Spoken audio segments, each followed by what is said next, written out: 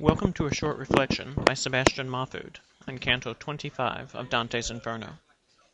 Just before Vanni Fucci flees the scene, he gives the equivalent of an F.U. directly to God, uttering a blasphemy that, had he merely stopped there in life, would have enabled him the luxury of lying on the burning sands covered in fire-snow up in the third round of the seventh circle. His crimes were compounded, though, the worst of them being his thievery. For his insolence the centaur Cacus approaches, and we see in him the real guardian of this round. Cacus's presence provides a dimension to hell that has up to this point only been intimated, that the guardians of the damned souls, though themselves damned, are obligated to protect God's interest in his cosmological scheme.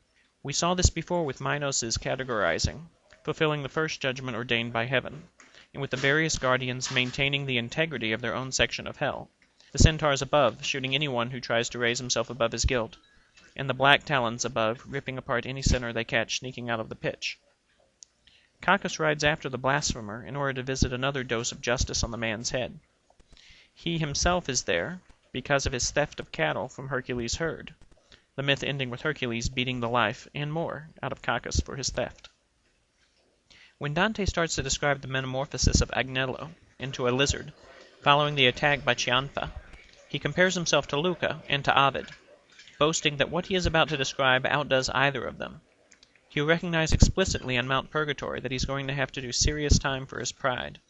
For now, though, he waxes eloquent about the transformation of all but one of this band of brothers into reptiles, and Ciardi intimates that the remaining one will follow suit, losing his body to a thief who comes to steal his own back. The only way these souls can be restored to their bodies is by their depriving someone else of his.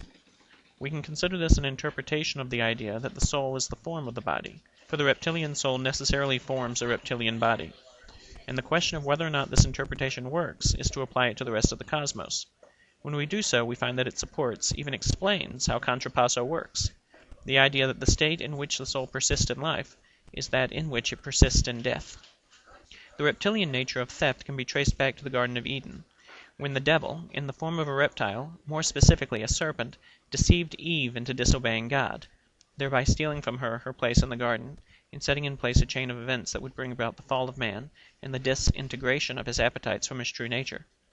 The theft was one of man's integrity, and in doing this Satan proved himself not only a seducer, a flatterer, a liar, and a thief, but also an evil counselor and a sower of discord, which foreshadows our entry into the next two Bolgias.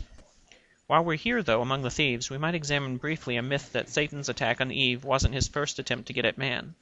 In ancient Hebrew mythology, there's a story told about Lilith, Adam's first wife, who was created by God from the earth at the same time as Adam. Her name appears briefly in Isaiah 34:14, and there's some scholarly debate over that reference. The story goes that frustrated by her inability to get Adam to engage in unnatural sexual practices, she abandoned Adam and entered the world to mate with demons, shades of Genesis 6, and steal semen from sleeping men to bring forth evil spawn. Her theft of men's seed is an attempt to eradicate man. Those who steal from us are engaged in a similar form of activity. They don't want a relationship with another person. They merely want what they can get from him. They will our eradication in the very act of their sin.